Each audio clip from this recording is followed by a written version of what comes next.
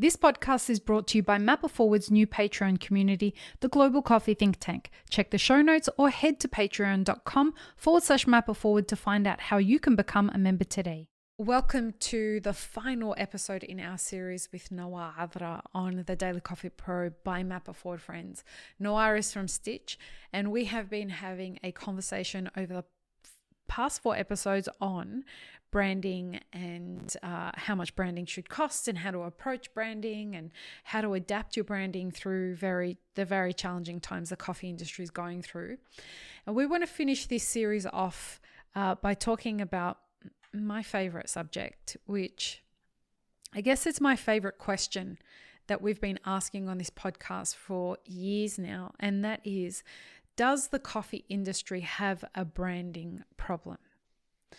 And right now, you've got, and forever really, you've got brands like Nestle that really dominate the messaging to consumers about what coffee is as a brand, because they have the money to market through television and through social media and through print media.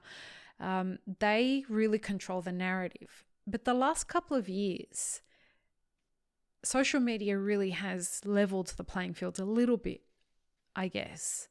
What are your thoughts on this, Noah? Do you think that the coffee industry or that coffee has a branding problem? I mean, we highlighted a little bit earlier, and we do have definitely a branding issue, because as you know, as we speak about it before, is that there were only the big guys were able to spend a lot of money on promoting what coffee is. The little guys were not even part of the picture. We were all focusing on one thing and one thing only: the bean and the bag, and how do I get it to the consumer who is right next to me. And it was more heavily focused on we are within that space in Alexandria. I want to cater for this type of people. This guy opened another roastery, I want to cater there. So it was very local based, not much of present on a stage where a lot of people will know about you. So the mass market consumer was more engaged with Nestle, as you speak, with Starbucks or all the other brands. They are been around a lot longer. And if we look at specialty coffee life cycle as a brand, it's it started maturing now. It wasn't really mature a while ago, right? It was still at its infancy. No one even know the terms, what it actually mean. We still can be debating on it today, what it mean, right? Like, is it dead? Is it awake? I remember that a few years back, Yeah. And that's a branding issue. That's my point, right? We don't know if specialty coffee means the green coffee, or does it mean the service, or does it mean, like, is it just a name? Like, what is specialty coffee? What is coffee? I know there is a proper terminology of 80 plus, whatever, blah, blah, blah, ethics, right. Yada, yada, yada, right? I get that, right? But, within ourselves, we don't even know how to promote it. Some people kill this, some people kept it alive. Some people, saw it as a term that is overused. So there was not really even like a collective agreement on the brand of specialty coffee. There was all these like different thought process, I think. And that's what creating the issue today is we didn't have the proper infrastructure for the specialty coffee to become a thing, to become an expensive or perceived a better product, or perceived as more expensive than the word coffee. Right. So right? In your mind, go ahead. Because you said coffee, everywhere we go, a coffee could be anything, Yeah. The thing is, tea has a similar issue as well in the Western world, like they don't understand oolong and all the other very fancy, expensive teas. Like only, specific people. Like I've got somebody rocked up. I said, I said $10 for teas is like I took the sun away. She said it's just water. I'm like, but I have 5 people here employed. It's more than water, Oh, right. because of the price of it. So it's a branding issue that we need to all come together and to kind of try to fix the image of what it's actually mean first, social media, as you said, then social media started to come, and all of us started using it. It gave us that platform. Now we don't need to spend, a TV ad for it. It started to, as I said, mature in people's mind right now. So it is a problem from a pricing perspective and not knowing the difference Right. ish, right? But it's out there for us to start kind of a conversation to tell them the bigger picture of coffee production, because I think I everybody think wonder. coffee is just a product made. Yeah, you know what I mean. Like it's not a. I made a mistake one day. I was there's this lady came ordered, and she said, is it right? I paid $13 for a strong, too small, 3/4, whatever, soy flour. It's small one. I said sorry, and then I went to 1 second in my brain, right? I said, Why am I sorry, saying this sorry? and yeah. And I looked at it again. I said, actually, I'm not sorry. And this is why it's so expensive. And you gotta have a very good cup of coffee. Like I had to retract. I'm like, why am I saying sorry Yeah. for? What's wrong with me? Why did I even go to that, you know, just to apologize? No, I'm not sorry, actually. This is why, you know. Yeah. So Can I say yeah. something there? We've recently been having a conversation in our Patreon Discord community about this specific thing, about what you were just saying about pricing, and about, is the problem that we need to help the consumer understand that the reason they should pay more for coffee is because of, like, they need to understand the role that the producer plays, and they need to understand who the producer is and the processing method and all this kind of stuff. And Madeline, actually, who was our guest on the podcast last week, she mentioned that what if we were to focus on the ceremony rather than on the supply chain? Because the consumer doesn't have time. The consumer is very selfish, right? The person who's purchasing the product, they want to know what this product is going to do for them. They don't really care as much as we would like to think. They don't really care how they are involved in the supply chain. They want to know what this product does to benefit them. And so the ceremony of the coffee experience may be a hint, perhaps, at how we can help the consumer understand the value of coffee. If we can elevate the ceremony of their experience purchasing that coffee. An example of that would be the packaging that you use when you send somebody a bag of coffee. There is a ceremony in ordering it and opening the box and celebrating the coffee that they're receiving that you could make really valuable to that consumer.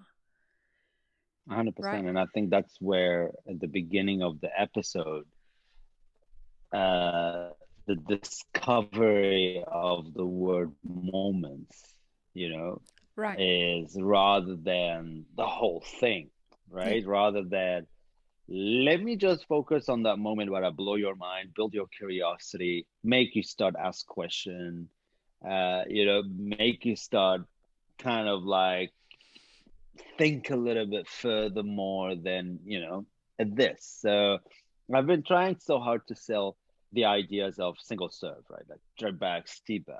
We all know Robert Timms sold 35 million a year, and every hiker and everyone out there go there, buy it, and go for hiking, or they go. There's a lot of that, changes in consumer behavior, Corporate. right? Yeah. A lot of people are going to places that normally they jump on a plane and fly, but now they're experiencing their surrounding and the beauty of the country they're living in. Mm-hmm. So I was like telling this guy, I'm like, the thing is what you need to understand. Yeah, single serve. Yeah. you might need to bring the bag with you to recycle it. You might need to do all that, but what you're giving for that moment, you are in a very special place. You're drinking, I don't know, Santo Arto from Jose Farm in 2,000 meter above sea level. I think that is what you need to sell. You need to sell that the story that you're drinking a coffee made by a beautiful person in another part of the world on another 2,000 square meter. Oh, not square meter, 2,000 meter above sea level at same Yeah. height, and you're sharing this beautiful moment while they're drinking, rather than buying another Robert Tim's, buying the same thing, and they're buying already a bad socially impacted coffee. Why don't you buy a better socially Allegedly. impacted? Yeah, allegedly, or whatever it is, or how That you you look don't, at it. you're not defaming, No, defaming Robert I'm not, Timms. not, but not in that. Yeah, no, that's Yeah, not what I yeah, meant. What I meant is, maybe a better story, than the other story. So I believe that's where, that rebranding needs to start happening. This is where, all right, the reason why, for example, a fully automated machine doesn't taste good is simple, because we never put good coffee in it. We've never. Right now, we are putting good coffee in Eversys, and it's tasting amazing in fully automated machines, right? Like, we can buy a good automated machine. Now they can weigh your weigh in, you can weigh out, you right. can work on a recipe, you can get a good cup of coffee out of it, right? But Hmm. before, the reason why specialty coffee did not go that far, because we think it's not Right. good. It's not what we, convenience. It wasn't a value we actually adopted. Well, and now out of necessity, It automation is become going a to value. become a thing because we have a labor problem, and where that's Yeah. not going to end anytime soon, if ever. Um, No, I don't think we're gonna get those wave of baristas again no, that we had in the it's not going to past. happen. The It's adaptation that's going to be required, if we're going to keep the same saturation level of cafes that we currently have, which I don't think is going to happen. I think we are going to see a bit of a culling over the next 12 months, 24 months. But even if there's a culling, the labor force is not returning. It's just not going to happen. And the only way to adapt to continuing to keep your cafe open and maintain some sort of a profitability in the business is to start automating. It's Yeah, just it's unavoidable. and think conveniency again as a quality. You have to start think conveniency for some people is a Yeah. quality attribute. We need to think differently when it comes to quality, and Yeah. how we gonna put an amazing coffee, in a pod. Yeah. Like, really, some pods are delicious. Like, you can have crazy geisha pods. You brought some, and I think it's a Yeah. great invention. There is pod, they are home compostable. The technology has evolved itself. And that is rebranding. This is rebranding specialty coffee to be at home, and the value will start to shine, because people Yeah. actually are trying it at a convenient way, Yeah. rather than, I need to buy fellow grinder, I need to buy this, I need to buy that, I need to have a really good cup of coffee. Not many people can afford those amazing No. equipments for them to have a legit cup, right?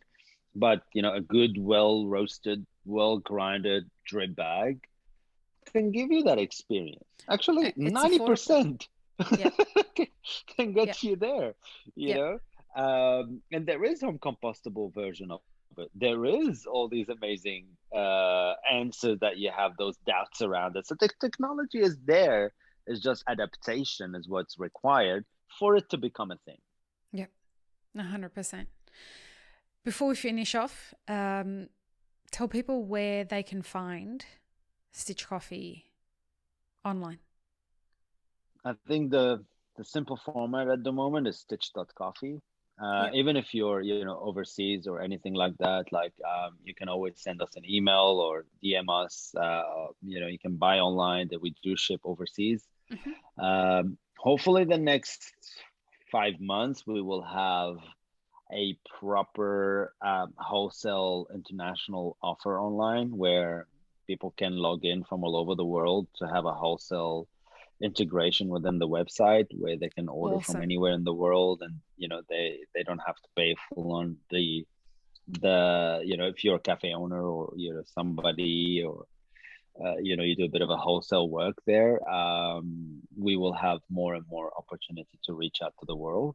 Awesome. But at the moment, we are very limited. So you can always email us. There's a form online. If you need any help, we're super open.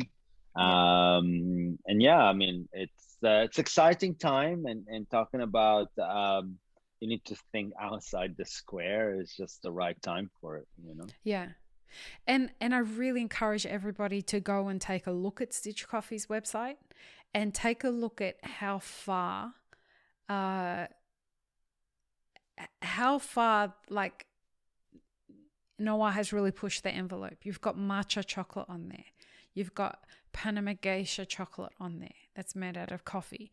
You've got like so many different things that, the thing I loved the most about what I watched you do over the pandemic was you really leaned into B2C. You really, really leaned into B2C. And you saw the rewards of that. Now, it's expensive to start that process and continue that process, but once you figure it out, it can be really rewarding. But yeah, for a lot of ways. A lot of ways, right? 100%. And nothing can beat consumer knowing who you are. Yeah.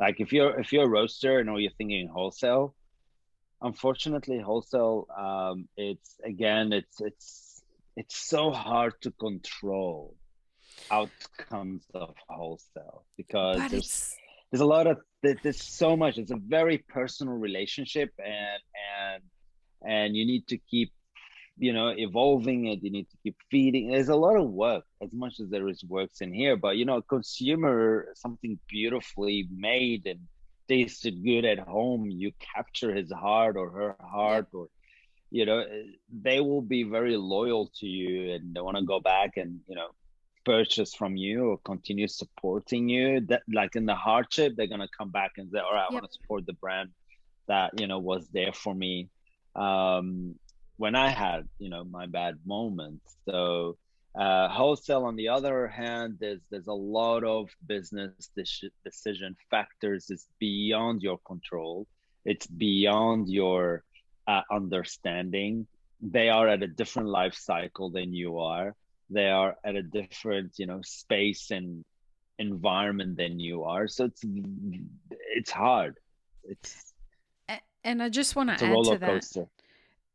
competing with really big brands for the wholesale market right now, as it always has been, but It's even very now difficult. it's even more difficult. It is just so hard. They just need to come in and say, they've got the cash flow to say, we'll give you a free machine, we'll give you, X amount of kilos free to start off with, etc., etc. You can't compete with that. You Yeah, simply, as a small roaster, cannot compete with it, nor should you. If you yeah, focus more on B2C, that's a more viable option because they're not a business. They may, like, your end consumer is not going to go out of business and they'll stop using you. That's it. That revenue stream's gone. There's a lot, the margins are smaller and it's a lot more volatile in a wholesale business. 100%. And over there, like as I said, you capture their heart. They're They're with you with for you. life. 100. Yeah, I agree. And you just got to constantly understand who your customer is. That's the core of branding. Understand who your customer is so that you can then build everything you need to build around it. It's something that we don't focus on very well as an industry, I don't think. I agree. And take it from me, or I think 80/20 is one of the best formulas Mm, you can work on. Don't do blends that focus on very high end people, because don't do things that are super light. Don't do things that are super dark. Focus on the 80%. They're gonna love the blends that I'm producing. Yeah. You know, focus on simplicity, not complexity, you know. I love that.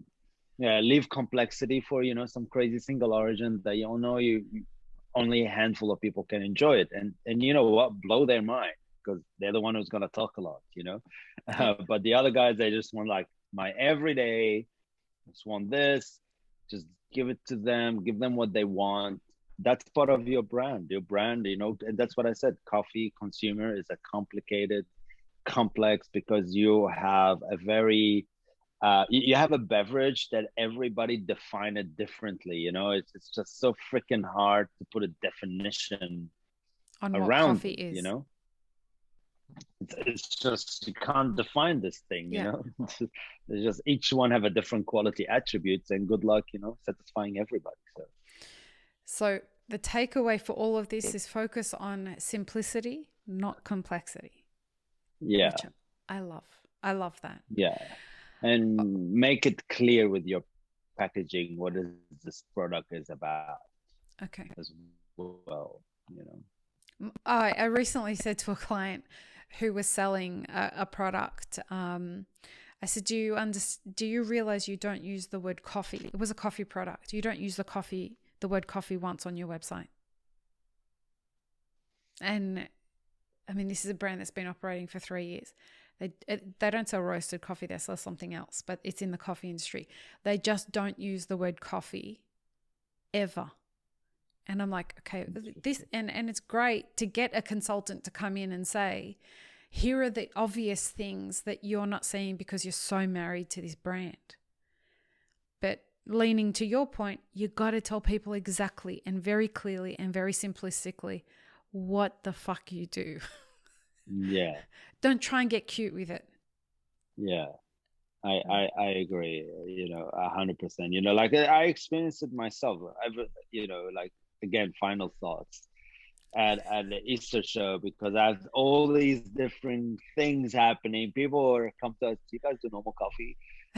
You know, and there is clearly a coffee machine there, and grinders and humans asking. Yeah. Anyway, so yeah, it's going back to your point. It's interesting. Like I should have a big thing says coffee, then people will be, Yeah. oh, okay. This is You the see coffee. this a lot in the Yeah. US. In the US, you see very few, like, you see more big signs that say coffee than you see big signs that have the business's name. Yeah, and you know what? They're right, because that's 100%. people. That's it. That's the coffee. Okay, you know. That's It's all funny, I care like, about. do you guys do normal coffee? I'm like, yeah, I think so. I don't even know what the fuck that means anymore. But you know, I don't blame them, you know, because they're looking at all these characters in a box and are like, is this a drip back machine, or what are we doing? You know. So. Noah, thanks for your wisdom. Thanks for what you do. The coffee industry in Australia is better because you're in it. So thank you, man. That's the big thank you. Appreciate it. You're welcome. I'll see you for a coffee tomorrow. And peace, love, and peanut butter, everybody. Make sure you check the show notes for links to all of Nawar's stuff, and we will see you in the next episode. Bye. Thanks, friends. If you enjoyed this video, here's what you should check out next. Consider supporting Map It Forward on Patreon, and be sure to subscribe and hit the notification bell before you leave.